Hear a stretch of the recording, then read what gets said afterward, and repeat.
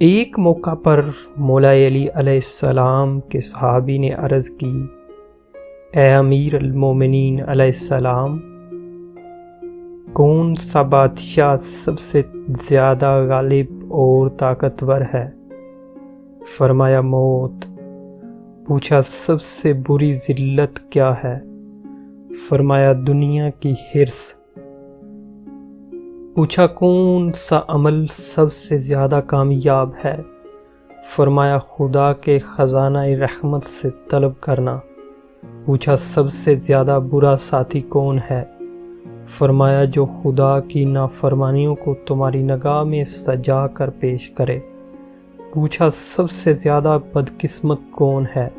فرمایا جو اپنے دین کو کسی اور کی دنیا سنوارنے کے لیے بیچ دے۔